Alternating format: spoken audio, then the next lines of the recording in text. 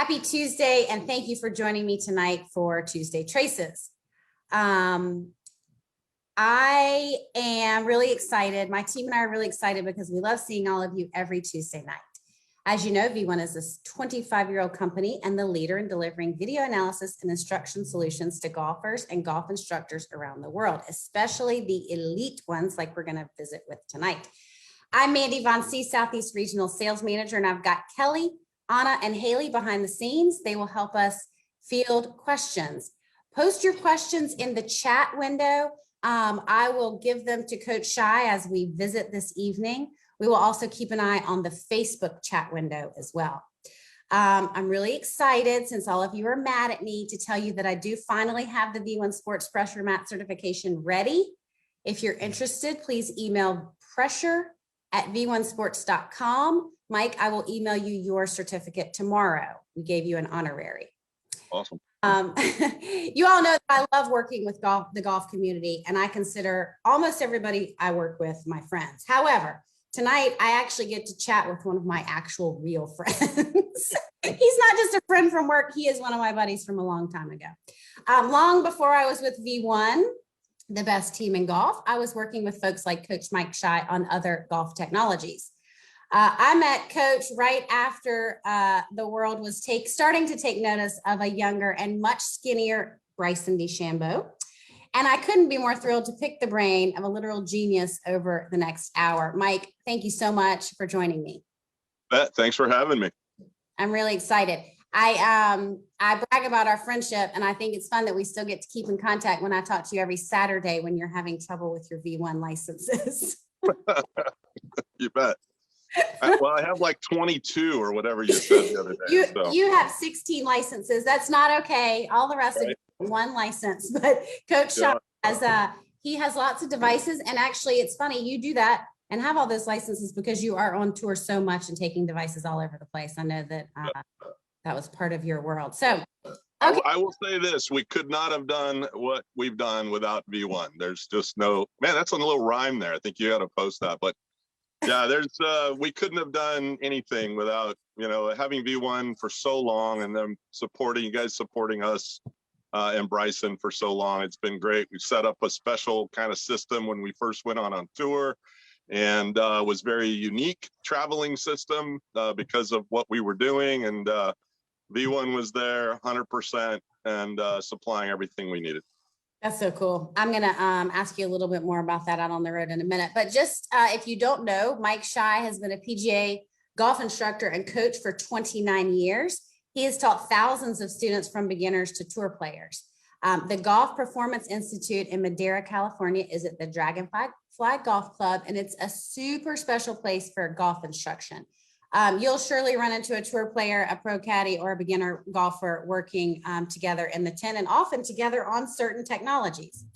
Mike, I'm really, really, really grateful to have you here. Thank you for sharing your time and your wisdom with the good people. So I want to ask you a few questions and just sort of pick your brain. First, let's talk about the tent. So we call it the tent. It's a golf performance studio, but right. Talk about the technology in that tent. There's everything. Yeah, it's a actual tent. So that's what people have to understand. We just actually have some actual walls now that we put up in March, right before COVID hit. We had built some walls, and to secure our facility, the first time I ever got to lock my keys in the tent and try to figure out how to get back into the tent. So that was a unique experience. So we've been here for over 20 years now, and it's been a great relationship, and love being here. And as you know, most people know, Bryson grew up here and spent many hours here. And so, as a lot of my students do. And so we affectionately call it the tent because it is one. It is. And so we have a lot of technology all the way from Robo Golf Pro to V1, Putt View, Schy. So we have so many. My background as far as teaching goes, and as a player, I was a golfing machiner and spent a lot of time with Ben Doyle in the early 70s. And I always thought it was so cool that he wheeled his stuff out on a cart. And so I just took that to extremes and just wheeled it all into a tent and kept going. And so we always laugh that this is a really bad science project gone terribly wrong. Well, I said when I described it in my little script, I said it's a science lab meets golf mecca, because it's very much, you've got everything. In that tent, you've got multiple V1 setups, and you've also taken V1 on the road. So talk about video. I mean, you got to show them what you're talking about. So can you just share a little bit about? Yeah, I mean, we, again, the first time I ever saw video was in the 70s, and I always felt that was one of the most important things as far as a tool goes to becoming a better player, certainly for the elite player, that's for sure. And so we just kept adding stalls. I have two bays, and so that we hit balls out onto the driving range, and then we just built. I'm sitting in a sim right now, if you can believe. We have a nice high def simulator inside a tent, which makes everybody laugh. But we have a sim inside the tent, and it's been, really important for us in our development as well. And having the V1 system in here with body track, it's just been super valuable, and it's been a lot of fun to work with. So again, it literally, whether it's at RoboGolf and we have the V1 at that station, I'm constantly videoing people. Want all my students to have V1 on their phone, so they can send me videos or they can look at their own videos. Again, my philosophy has always been take ownership of what you do. And, Bryson was constantly, Mike showing me, video, and then obviously where he's at and his, time in his life as a, elite top 10 player in the world now. He's on his own. He's fine. He can, whether Chris Como's helping, I think Chris does V1 stuff as well. And so he's, again, the video is so valuable to what we do in so many ways. And again, V1's been there the whole way. Cool. So I'm sure I could probably dig out some V1 videos of y'all hacking golf clubs up years ago. Did you? Yeah, I'm trying to think in 1990 or something when we saw the first V1 system. I thought that was pretty impressive in a massive box. So, yeah, it was huge. Yeah. So, Mike, you've definitely taken, technology and turned it totally on its head. I mean, you've personally, cut golf clubs. You've personally taken the RoboGolf Pro, for example, and done all sorts of different things with it that work for your teaching philosophy. Right. So my question is, when you have a new student, because you do teach some new students, do you put them all through at all the stations of all the technology in the tent? Do they all touch everything? Eventually, but again, it depends on their learning style. So you have some that are very audio and like to talk a lot about what they're trying to do, some visual, some kinetic. So it depends on how they learn. And so if somebody's very visual, then obviously we're going to probably spend more time on V1. I certainly am going to have them on the Schy circle a lot. We feel that's an invaluable tool. A lot of things that we've done here, because for a long period of time, we had no money. And so we had to figure out how to invent these things ourselves, whether it was the one-length golf clubs to Schy circle to just different training tools that unfortunately I never throw away because I'm a hoarder. And so it just, there's lots of different things. It's funny, Bryson will come in even today, well, not today, but when he was here during Christmas break, again, there's times where he'll go, I wonder if I had something like this. And literally I'd go dig it out and go, remember when we built this, 6 years ago? And, next thing you know, he's swinging with it or something. Yeah. So all those kind of things, we just tried to feel like, I like the dollar training aid as well as a nice, simulator as well. And so that's why, again, when guys call me and go, hey, I don't have very much money. What should I do? Well, obviously get the V1 app. We'll go from there. I know it sounds like I'm promoting V1, but again, you guys have been there the whole way, and I want to support you guys too. So thank you so much. So you mentioned the Schy circle. I know what it is. Can you tell people what it is? We'll find a picture of it in a minute, but can you explain that? Because they're wanting to know. Yeah, basically what Bryson and I at one point in time, we were, we had the explainer, we've had circles or plastic ones and so on. But when Bryson was going down that journey of swinging on a same plane, we wanted a circle. Number one, you could hit balls out of. Number two, it had to be super stable. Number three, I wanted it for a 10-year-old all the way to somebody who was 6'5". And so we just created this circle that was very, very unique that we could hit balls out of and yet still train with other tools as well, and without hitting a golf ball. And so it's been, again, a very, very, very valuable tool for us. And you know, Bryson probably spent, you know, thousands of hours on the Schy circle as he was growing up. So I still feel it's one of the most important tools I have. And there's one in Texas, one here, and I think one at Bryson's house. Can you guys see that?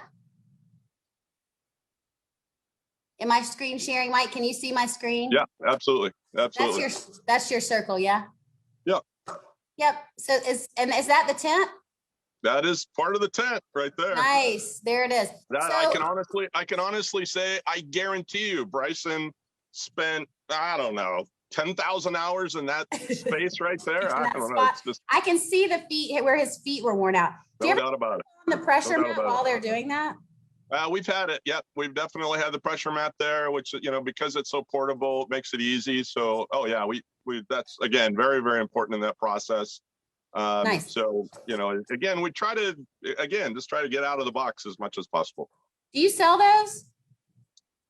I wish. Yeah, we tried. We've been trying to get somebody to make them. And in this day and age, it's very difficult. So, you know, we'd like to, but there's some good ones. Plain Swing out there is good. You can Fly and Explain Art. It's good. I do have dimensions to what we do. And so we've talked about actually just selling that. But been so busy, it's been hard to get that done. Yep, I get it. Everyone here loves the drills and the training aids, so that's why I asked. Okay, you have a special relationship I want to talk about in 2012 at the World Golf Conference in Barcelona, Spain. You were the keynote speaker. Your philosophy and techniques specifically relating to teaching the pro and the tour caddy were highlighted. So my question, and you know, I'm selfishly, I'm going to ask because I adore Tim. I know you do too. But how much data do you, and did you start that because of Tim and Bryson and you were so close and you had this special bond with what you guys were doing and how you got him there? Was that how that's? Yeah, Tim was, you know, he was a friend. I've known Tim for a long time. He actually played golf with Bryson when he was 15. And we were doing some green reading stuff together, and Tim ended up on tour caddying for Tyler Aldridge for a while. Bryson is that caddy at the time Bryson had didn't work out. Just so happened Tim had left his guy, and I called Tim and said, "Hey, I think you're the man."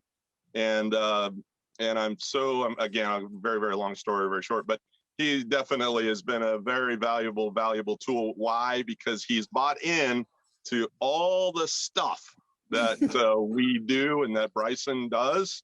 And so, you know, it's not for everybody. And, you know, but Bryson, in some ways, he makes things very difficult. But when it comes to understanding the shot at hand, all the things that they go through just make them feel better. That's all. Yeah. The thing that you can never do with Bryson is, well, I think it's about.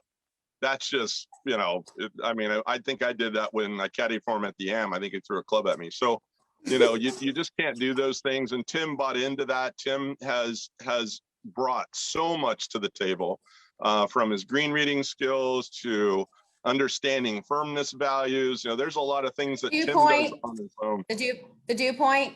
The dew point, barometric pressure, all Tim you was name trying it. He was trying to get me to figure out dew point when I caddied for Bryson at the RBC, and I was like, Tim, that's right. Yeah, smartest. Right.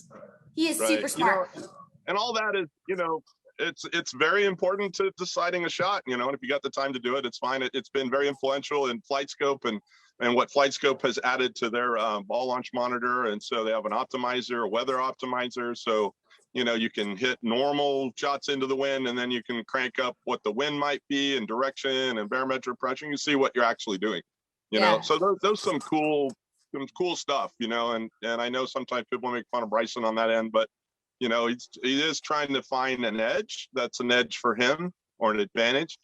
And so some of it is crazy, no doubt about it. But you know, they're all crazy out there. If you ever think they're not, that's I'm sorry, they're all crazy. Yeah, for sure. So when you're, do you ever work with the caddies on video or pressure data or communicating with them on any data from the golf swing? Or you just Well, being that I suck taking video of Bryson, we trained Tim to be the expert at taking video. And so, yeah, I mean, I just say, man, I hand the iPad to Tim, and Tim does the video, all the video work. You know, how smart was I? It made my job a lot easier. Yeah, no kidding. No kidding. Okay, so one more personal question. I brought it up earlier. Not many people know that you are a master potter. Mike Schy, is that one of your ugly mugs? No, just one of my coffee mugs. Yep, cool. So you are in your next life will be you will spin pottery. That is not, you will not be teaching golf, I'm sure, right? Yeah, pretty much. How's it going? How's the studio?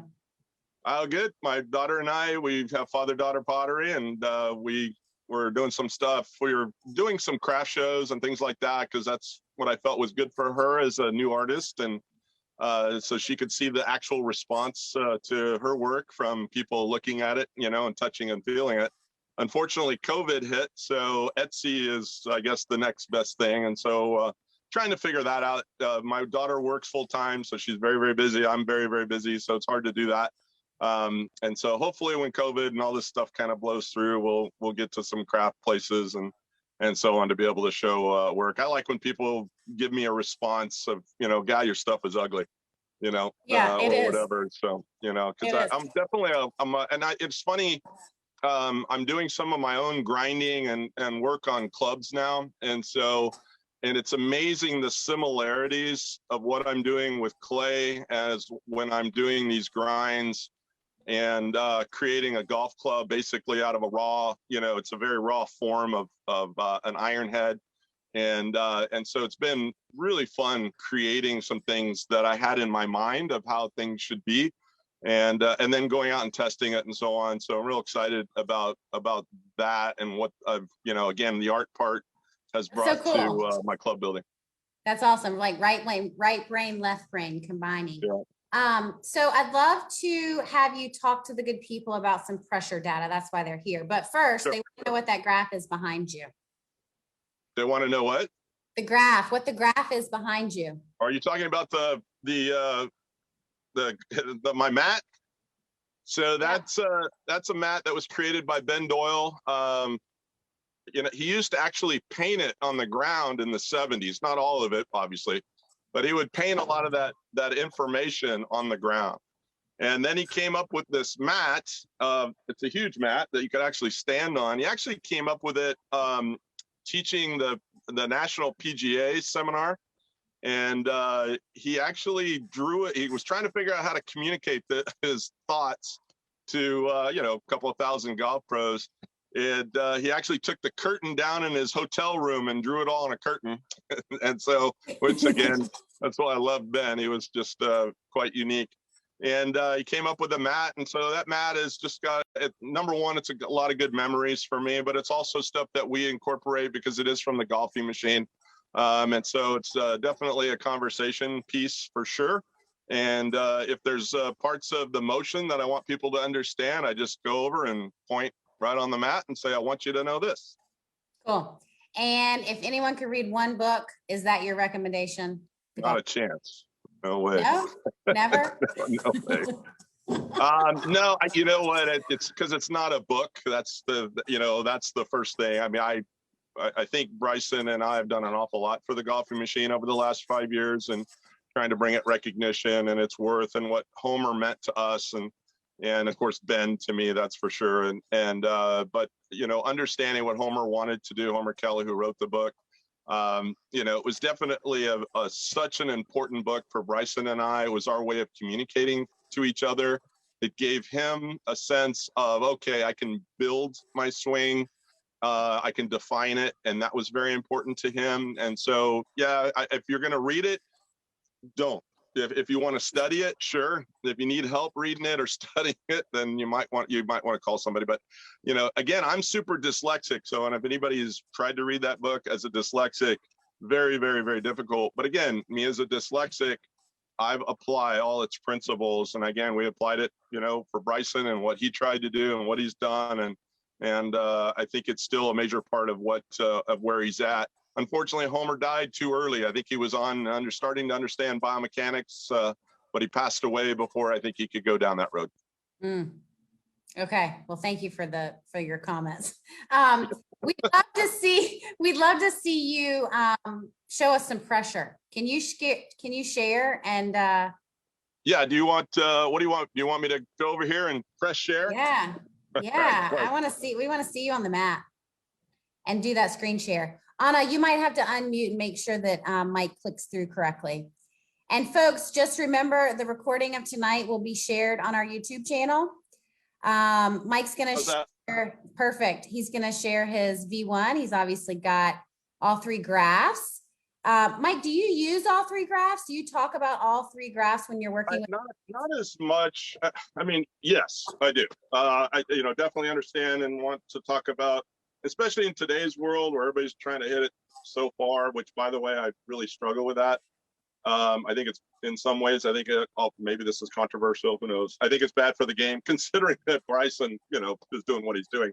But even Bryson feels that the game needs to change in respect to strategy and how to play, or how the golf courses need to be set up as well. But again, I certainly love to talk about vertical forces and all, lateral force. I can go down that road.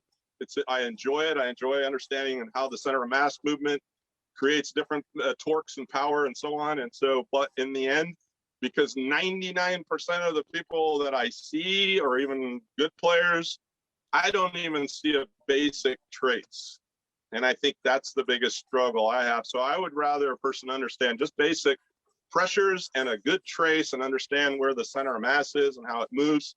And again, Bryson and I didn't feel we needed a lot of side-to-side movements. And so Bryson's original trace looks something like this. You'll see pressure in the heel, but the mass is staying more forward, and then he would rotate. It literally wouldn't even move. And so, there were some that said, oh, you can't play golf that way. And obviously Bryson proved people wrong on that one. Yeah, no kidding. So we've had a lot of people talk about big, powerful pressure traces. And we always talk about having to get your left foot rotated out of the way really fast. And I always say, that looks like somebody I know. Because his new swing, and I guess I can call it new, is like he's got to have 100% of his weight in that back left foot, right? When he's through it. Well, again, I actually talked to him probably right before LA. We were talking, obviously Kyle Berkshire is his good buddy now, and they talk a lot about, long drive and what they do and so on. And again, we were talking about how to get the mass back to the right so he could actually get the left foot off. So seeing a massive movement forward and then a massive movement back. And so, he said, I'm kind of thinking about that, but I'm not sure I want to go there. So anyway, that was kind of interesting conversation. Certainly for him, he lets that left foot spin so he can, first of all, not get hurt, hopefully, and swing at it pretty hard. So Mike, we could probably show a video. We could show a video of that if you would like. Yeah, let's do it. I would love to see a video of that. You should talk to it. That's awesome.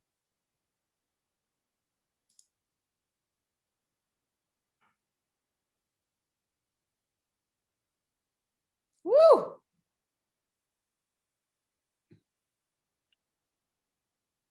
So that's Bryson. Sorry, I should probably do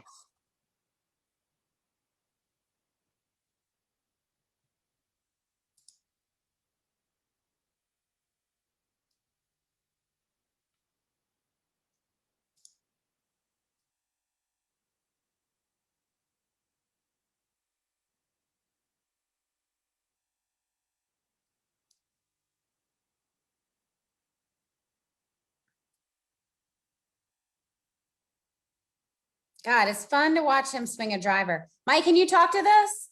So, yeah. So again, this is, first of all, this is Bryson probably into about an hour of him doing his speed training. As you can see, he's pretty worked up. Some people would think he's crazy and when he's doing this, because he is worked up. And so basically all he's trying to do really in the end is build up his baseline. And so it was funny how I actually asked him 2 months ago if there was an end game to this. And he said he didn't think so. Now I think he feels like 200 miles an hour is what he'd like to be able to do baseline, and be able to sustain that without any problem when he's playing. So I think that's kind of the end game for the most part. You know, again, I'm sorry, but you can't exist on tour very well if your approach shots are in minus category. And so, you know, obviously there's probably some crossover to trying to let's see, does this actually translate in my wedge play?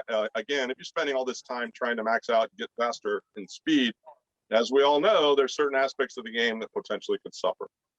Right. So what's he working on protecting? Like, what is he worried about? Well, so again, if people ask that all the time, he's going to get hurt, he's going to get hurt. So he's under supervision with muscle activation technique. Trainer Greg Roscoff. I feel very comfortable, you know, that he's not going to hurt himself, but you never know. But again, Bryson's pretty good. If he feels like something is hurting, he's going to shut it down pretty fast. I've always been pretty impressed with him in that respect, that if sometimes I always feel like he's you know, maybe a bit of a hypochondriac.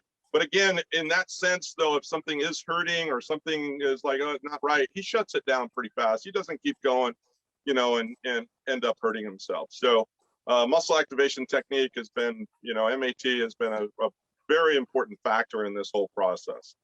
Right. So as far as him loading, he's obviously loading way more on his right side versus what he used to do, which is way more on the left side. You know, I always laugh at this because we used to call it, this would be his crank ball. So he would have two swings. He would have his swing that we called his fairway finder. Then he'd have his crank ball that he could push up club head speed up to 122, 124, 125. You know, and he would do that once or twice in a round. And when we did it at the USAM, it always blew guys away because next thing you know, Bryson was hitting at 30 yards by you, and he's then the match, the guy's looking like, what just happened? And so we always felt that was a nice tool to have. And so now this is just more or less his driver swing that he's trying to do, not probably to this extreme, obviously, when he's playing, but it can be close. Right. And so on. So he sets up his left arm in what we call end range. So you can see that it's internally rotated pretty well at address. His right arm is externally rotated at address. And he calls those his pressure gauges. He tries to feel them at end range. And he feels he can monitor that throughout the golf swing. And that's usually why he hits the ball fairly straight, even at you know, very, very high speeds. Obviously, that's not necessarily true what happened last week. So hopefully it gets fixed this week. Okay, say that again about his arms. He's got them rotated as much as he can. We've never heard anybody do that for this. So again, what muscle activation technique does is the goal is to strengthen your end ranges, right? We all have end ranges. Right. And so Bryson kind of figured that out. That went, oh, wow, why don't I utilize that in the triangle assembly? And so here, I'll stop this and address this for a sec. Yep, I can. That's really cool. So Bryson discovered that, again, one of the things that's very important to Bryson is being stable. So much, again, he's a bit of a control freak, no problem. You know, a lot of good golfers are. But for him, if you said, hey, dude, you got to relax a little bit and be loose. I mean, again, another club is coming toward your head. And so for him, it's very important to be stable. And have structure in his motion. And so when he sets up the left arm, you can see that it's turned in, rotated to what he calls end range. Yeah. And so it can't be turned in anymore. Then as he internally rotates the upper arm, then he'll externally rotate, let's say at the wrist. And then he calls that locked. And then he'll do the same thing with his right arm. He'll externally rotate the right arm and internally rotate at the wrist joint. He calls that locked as well. And he can actually sense that he just feels like he's super stable and locked in place. And so when he's at his most stable, that's when he hits it his best. I will guarantee you that. I don't care what he's doing. That's the most important thing for him. And so if you notice, he'll actually do almost that same thing when he putts. And again, for him, he's become one of the best putters in the world. And again, to be stable is very important to him. To feel structure is very important. To be able to maintain that through the golf swing is very, very important to him. Right. So we don't see Bryson on the mat, but do you use the mat to teach stability to your other elites? Yeah. Oh, 100%. Absolutely. Yeah. Do you want me to turn the mat on back on? Yeah, I do. I do.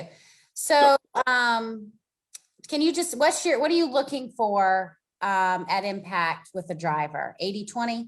I mean, Bryson's not doing that, is he? Well, I think at impact, it really depends. So a lot of guys they go forward very quickly, and then you'll see it go backwards very fast. And so you can see it's hard to do in kind of a stagnant form, but as we're going forward here, we're now locked, and then we'll see guys going back. You can see how I did that just a little bit, feeling that pressure going back, going forward, pushing it back. You see that? That's what you see in a lot of long drives. I had a young lady, 16 years old, 105 mile an hour club head speed, and I tell you, she didn't weigh more than 110 pounds, maybe 105, right? And I used to freak out at that trace, but she hit the ball really well and hit it very, very far, and then starting to watch what long drive guys do, I was like, okay, she's kind of doing the same thing they do. So sometimes there's natural movement that's, why fight it?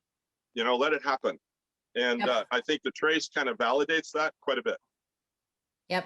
So you guys that are listening, I've learned a lot, Mike, about traces. You'd be really proud of me. And what Mike is saying is a very elite and student information. We're seeing these traces that he's talking about in people like Bryson, long drivers, and very, very, very good juniors because they're lightweight, but they've got really good power. So that's the elite. Now, can you talk about the dynamic vertical force for the driver and what you're looking for? And the velocity? Again, I'm telling you, I was fortunate that I've had a device like this for probably almost 30 years. And so when I first got one, understanding just the basic movement, well, first of all, when you walk, I mean, if you just walk in place, that's a pretty good trace right there. I think Terry would probably be pretty happy with that trace if I could do that in the golf swing, right? Yes. And so that's the first thing. I mean, this is what I see, right? I see that with most people. Again, I think learning how a trace works without a golf club in their hand. So the golfing machine would call this zone 1, and that's just learning how the body moves, the mat, the big, let's say your knees, your hips, how the body actually moves in place, and understanding. And then, first I'm going to do this probably to learn. You can see how much I'm moving. And then all I want to do is try to figure out, how do I do that with less sway or out of position movements of my upper body, right? And so, and again, don't be afraid, again, starting with left side movements, and you're learning, you can see, so I do this a lot, where I'll put as much pressure in the trail heel as I can. And that you want an awesome drill. Here's an awesome drill. Put all your weight in the ball of your left foot, 100% in your heel, and try to stand there with some balance. It's best drill you could possibly do with a student. Most collapse really quickly. And so, but again, the goal is to learn how to do that very tight linear movement pattern. Again, I see that as a long drive. If the faster I can do that, then I start showing them the verticals, right? And how that works, right? You can see that white. I love that, seeing that go high, and they start trying to understand, what does that mean? How does that work? How does that apply, to me to hit the ball farther? Right. When you're teaching putting, what do we want our trace to look like? Well, that's a great question, because there's so many different ways to putt. Again, I think when this is moving, again, that's why I love body track. That if I'm going to utilize it for putting, right, I try to keep it fairly still. Now, again, it depends on if you're an arm lock guy like Bryson, or if maybe more, like Tiger, where it's a little more hands and arms movement with shoulders, trailing. I think, again, it depends on the student. Again, I think when you see movement, that's the key, and then see how that's associated with contact. And so the beautiful thing about, body track is the fact that there's a million ways to obviously hit a ball. Well, actually, Homer called it, you got 13 trillion, pick one. But again, what we need to be able to see is that what's it doing and how is it affecting contact? I mean, that's what we're trying to do. Sometimes, you know, again, I always said this about when they evaluated Bryson at first, and they said that that trace that is just around his left hip joint, they said, oh, that can't work. Why? Why can't it? Why not use it as a case study? You know, the kid at the time, I think when they said that, Bryson had a 75% chance of finishing in the top 10 of any tournament he played in. How's that? And he was a bad putter.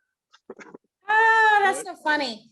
That's so funny. You know? Hey, Mike, So I think what's, you know, obviously we have guidelines, and I think that's important.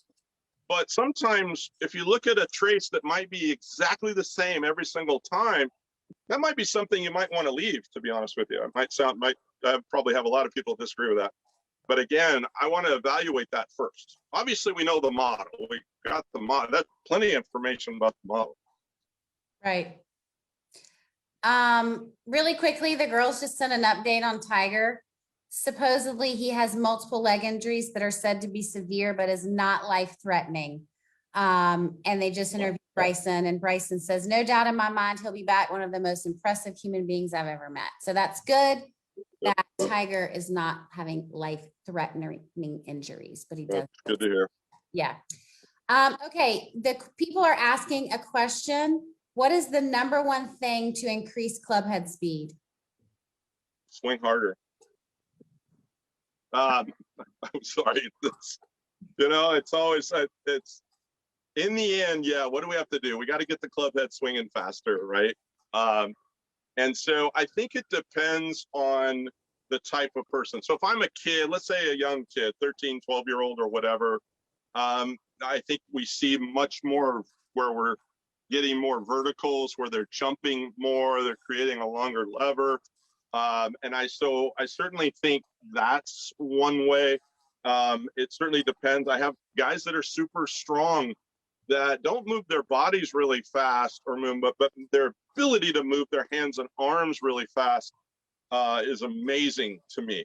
So again, I certainly believe in training of pulling down. Here's the best way for me to describe it. Everybody's ridden on a merry-go-round. The goal is to be the outside horse.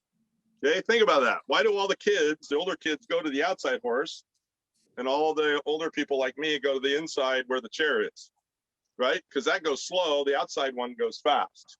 And so the goal is, to me, I'm not a guy that likes getting super tight. I think you have problems with that. You're relying on timing way too much.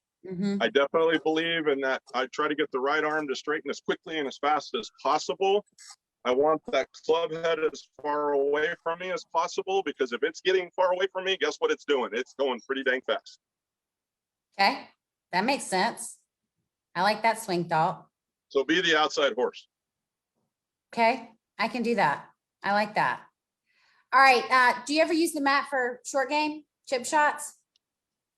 Yeah, left side, you know, trying to again, back in the day, we used to call what I do MS1, MS2, and MS3.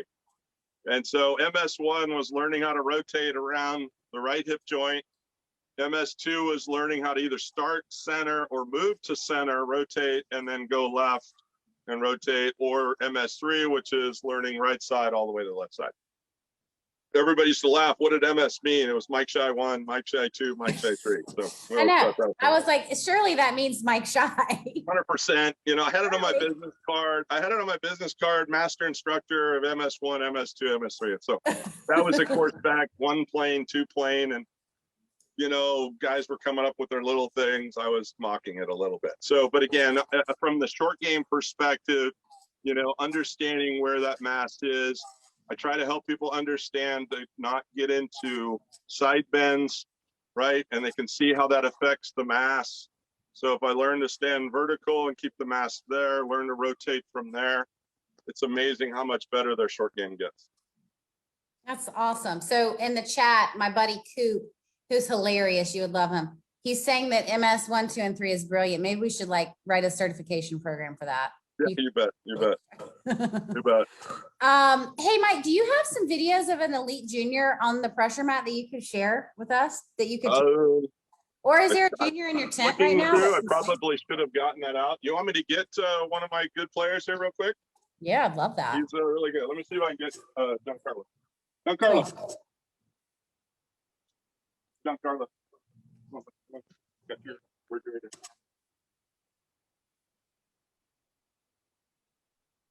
Hi, Brad Kirkman. Hi, Bob Grissett. Thanks for joining while we get. Bob Griffin. Yep, Bob Grissett. He's been putting comments, both of us, in the chat. I'm done. You're done? My very good friend, Bob. I know. Bob's awesome. Yep. Okay, so this is my sidekick, Giancarlo from Peru. You want to say hello? Hello. Hi, Giancarlo. Thanks for joining us. There's a million people watching you right now. So Giancarlo, how old do you know? Giancarlo's 11. He's one of the top juniors in the world. He's played all over the world. He's an amazing young man and one of my favorite students. I'm embarrassed right now. Right? And so he's almost here full time with us, which is really kind of cool. And watching him develop's been really fun. So I've had him posted many times. Everybody thinks he's got one of the purest swings they've seen. Right now, we're trying to get him more onto the left side a little bit more so we can get a little more compression.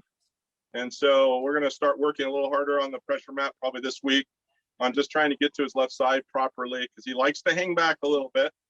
And so, but his golf motion is really good. He's a one length guy. He swings one length, has for almost, what, a year? A little over a year. And well, so how was that switching to single length clubs?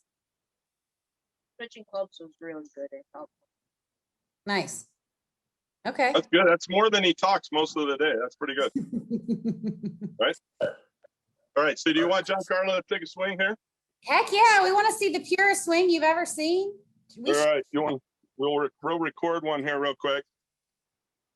What is Bob? Tell Bob he can help us out here and make it good. Yeah. Bob, you can put your comments in. Bob promises to Tuesday trace with me eventually. There we go. All right, hold on. Let it get recentered there, bud, for a sec. There you go. We're ready. Good. A little more left. Got it. Good. Okay. Pressure's on. Come on, you can do it. Very good. Oh, and of course it doesn't record. Technology at its finest. I'm sure that we have the audio messed up because your screen. Oh, that's right. I'm sorry. No, it's not your fault. Let's see if we can get it. All right. You want to try it again? Take a watch. There we go. So pretty good player, pretty good move for 11-year-old. So I'll try to get him a little more left. We're trying to get him on top of the ball, where his chest is on top of the ball a little bit more. That's the easiest way to describe it. We're using a lot more right arm drive, aren't we? Yeah.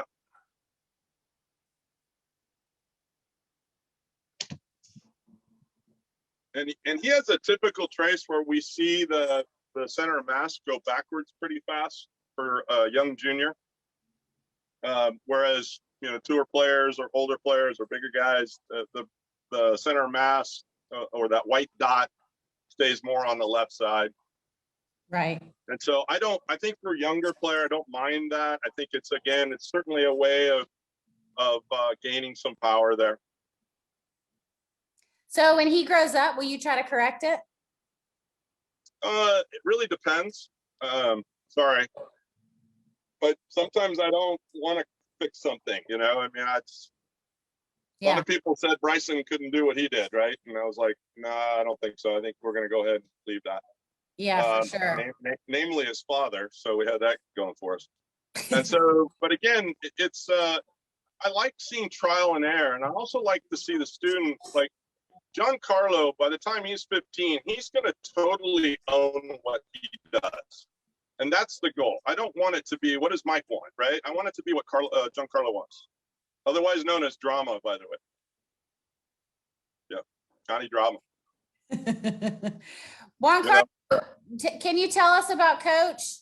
How long have you been working with Coach Schy? Well, I've been working with Mike for about like for the time of being total like a bit over half.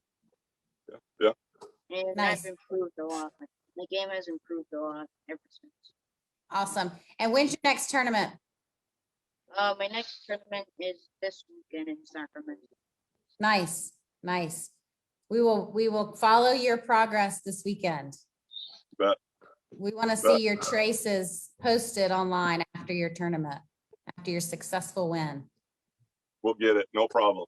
Thank you so All much, right. Juan Carlos, Thanks, for showing us your swing. All right. I Thanks, love bye. that. That was awesome.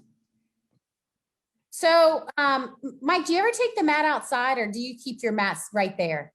No, I mainly keep it, in here. So I certainly can. I mean, that's the nice thing about it. But now we like it in here. It's used, I mean, I hate to thousands of times a day. So it's too valuable to move. And so everybody fights for this stall right here. So for more, obviously for body track, for V1, for the sim, all the things that we're able to do in here, it's really kind of cool. What's cool too is that, being that we are in the sim and we do play holes from time to time, so it's kind of cool seeing the trace. So our system, our V1 system is set up separate from the simulator. And so we're able to look at things a little bit differently versus the system set up into the simulator and associated with whatever is going on in the sim.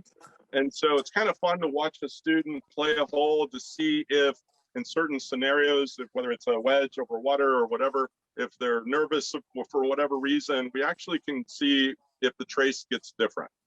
And so that's one of the reasons why I really love it in here at times, because we utilize it for that. That's awesome. Do you have a mat with the robot too? No, I had another one that came with the system, but we had a rabbit infestation and it ate through the Oh, I wire. remember. I remember overnighting the new cables. We are who we are. You are definitely still in a tent. It is definitely a tent. It is a very cool technology tent. So do you still have that crazy exercise device that you fly in? Sure do. What do you use that for golf? Icarus. So again, we're trying to find different ways to get stronger, and we thought artificial intelligence and virtual reality are a way of the future in workouts. So we found this company called Icarus and Icarus Flight, and the kids or adults will get on that, and they can do yoga, they can do all kinds of different things on that. They could fly if they want to fly, and it's a massive total body core workout. Ooh, that's crazy. As you can tell, so fit, right? You look great. I've had multiple people say you've lost lots of weight since they've seen you, and it's an illusion at the moment. V1 video takes off the pounds, not adds them. Trust me. Yeah, absolutely. When I made sure of it. Thank God. Hey, Mike, do you have any other drills that you can share for the mat? Because we have lots of people on that have mats at home. Mats at home? Yeah. Did you know that? Again, I think we need to learn how to move. My first impression was that the trace needed to be more diagonal. And that obviously, if I see that, I see more draw motion or draw ball flight bias. And so I certainly like to see people do that first. Again, the best drill is learning how to, if you can see my feet, I'm literally lifting the ball of my right foot up and the heel of my left foot or lead foot, and learning how to, actually we call this reverse walking, right? Learn how to do that first. Now, obviously I'm not going this way in the motion where I'm pushing with the trail foot forward. I want it to bank more. You can see if I bank, I can really make that dot go pretty fast. And banking means that I believe it's everting my ankle here. And so and I can push off a little more. I feel like my knee's going to the left knee. So again, the basic fundamental first, if you're somebody at home, learn this first. It's okay. This is swaying, okay? This Right. really is not swaying. If I keep my mass inside my trail foot, that's Yeah. really not a sway that would be detrimental to the motion. It's when I add forward bend or flexion in my body and I go over here, then I'm in trouble, right? And so what I'm trying to do is keep my back very vertical, especially if you have back problems. This will really help you as well. Trying to keep the back as vertical as possible as it's moving a little bit more side to side. And again, trying to get that trace and then trying to incorporate with a golf club. Can I do the same thing with a golf club? Even though it's not hitting the ground, can I do the same thing? And so Right. that's, to me, one of the, again, I know that's super basic. I got good players, scratch handicappers that are doing that very drill, literally for an hour. I want them to perfect it. You know, I don't want it to be just say, okay, yeah, I can do it. Because I watched them do it. And the next thing you know, 5 minutes later, they're dripping sweat trying to figure out how to move this stupid dot. Yeah, you know, you're saying something that sounds very to you very common, but it's not. So everyone listening, you know, we've talked about the heat map and what your feet are doing, but Mike's really saying, watch the trace, watch the trace, watch the trace, watch the dot, watch the trace. So if your feet are doing what they're supposed to be, then the trace and the dot should do what it's supposed to do, right? Yeah, exactly. Yeah. Exactly. I mean, I would say, you know, I try to get a lot of my students to get 100% of pressure into the right heel. Now, if the mass is more left, I'm okay with that for now. Because if they learn to do that, they're going to actually increase. Here's another benefit. I hear this all the time. I'm sure all the teachers that, you know, that see this or have said, is that most students will say, I don't have any, I'm not flexible, right? And the reality is that the reason they can't rotate, let's say even rotate their chest or have hip rotation, is because they've been told, hey, I need to have my weight or feel like my weight is in the balls of my feet. Well, you keep your weight in the balls of your feet. I'm telling you right now, you are not going to have the rotation, especially what I always focus on the rib cage rotation is that. So, but when I get to the heel, man, I can, even me, I don't do anything anymore other than just teach, how much I can increase my range of motion. And so once you learn how to do that, you'll see, wow, even a person who doesn't have very much flexibility has way more flexibility than they think. Why? Because they're walking and doing this every day. Yeah. Okay. But again, most of the time, they've always been told things that are just wrong. You know, like, again, keep your head down or balls on your weight on the balls of your feet. And that's one thing that's beautiful about having body track is being able to see first of all, the pressures, understand pressures, then you can start understanding mass. Right. And then how that's all reflective in respect to hitting it farther, longer, better. You know, I'm a bigger believer in hitting it better, not necessarily farther. Golly, I can't believe you're saying that. That's like sacrilege. You're Bryson's coach. No, again, Bryson's going to do his thing. It's always been that way.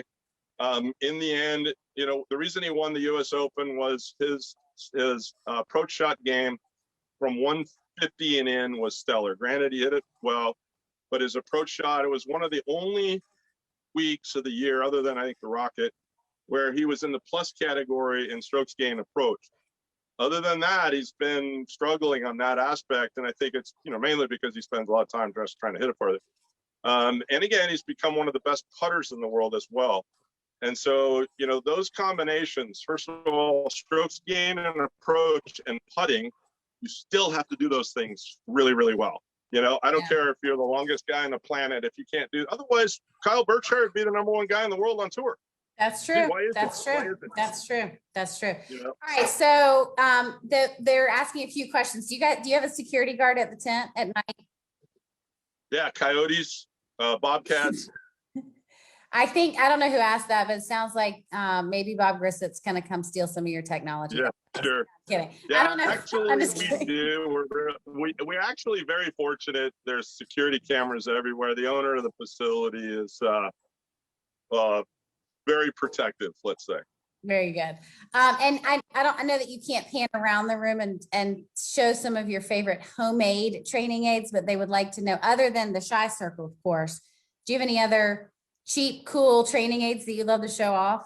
Well, unfortunately, they're all outside. Okay, can you tell us about them? What's your favorite? Hold on a sec. Let's, do you want a tour? Yeah, we'd love a tour. Wait, Anna, can you kill Mike's screen share so we can see? There we go. All right, yay, the tent. There we go. Cool. All right. So first of all, this is the biggest barn door in a tent. And so just to let you know, so this is putt view. Brandon's working on putt view. Nice. And so putt view is one of our favorite tools in our tent. Obviously, we have a Robo Golf Pro filming. It's Molly's birthday today. Happy birthday, Molly. Happy birthday, Molly. Yeah. So this is probably the most famous place right here. This is where we built Bryson's original clubs, the one lane clubs. Let me go over here real quick. This is our little wall of fame. That's the original set that we made for Bryson. That's so cool. Yeah, it's something that should have happened to every Nike club, which destroy them. We just used them for a short time. And then again, this has not changed much. This is pretty much, other than, right there, this machine is a little grinder that Bryson, spent hours on trying to figure out his clubs. So we spent hours doing that. We're building a new set right here. So that's what we do. There's the Schy circle. Here's Coach Danny right Nice. there, right?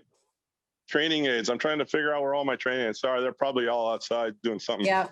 So there's the Right. Schy circle that we Yep. talked about earlier. That's so cool. Yeah, one of the most important tools that we have. And we've actually incorporated some new, Mike, do me a favor, jump on real quick. So, yeah. So here's one exercise that we've been doing. Been utilizing the Schy circle for. It's probably a little bit vertical but you can watch. Mike's going to just work on his upper body rotation, correct shoulder rotation. And you can see this is a great drill, getting the left That's shoulder awesome. that deep. Look at that. Better rotation. So good. Yeah. Yeah. And we can put body track on here and measure how his pressures are and mass movement are as he's working on. That's awesome. Mike, can anyone come take a lesson with you at the tent or at the Golf Performance Institute? What's that? Can anyone come take a lesson Sure. with you? Oh, yeah. You gotta have pros. People come in from all over, and which has been fun. I'm always surprised that they do, but yeah, anybody can. I've always said everybody should come visit the tent once. Yes, yes, for sure. Well, and I've always said you're my favorite golf coach, and you still are. Thanks I for appreciate that. all I your appreciate support and for being my buddy all these years. Right. That was really fun. Always So- going to support you. Well, I've bailed you out a few times with some cables and some, things. No doubt about it. For sure. Customer service. Only the best for you. Right. So it's right at 8:00. Bob Grissett is saying that he is confirming that he's glad to know there's a security guard. He was going to come take some technology. But for everyone that was watching tonight, thanks for tuning in. And we will have the recording live or on our YouTube channel here in a few days. And Mike, thank you so much for joining us tonight. We really enjoyed hearing you talk about all of the cool things that you've done in the tent and continue to do to grow the junior elite golfers that you're working with. And anyone can take a lesson with you. So you guys go sign up, send him a video through the V1 software, and Mike will send you back a voiceover. Oh, absolutely. Yeah, happy to do it. Awesome. Thanks, Mike. Cheers. Have a good afternoon. Love ya. Thanks for having me. Appreciate it.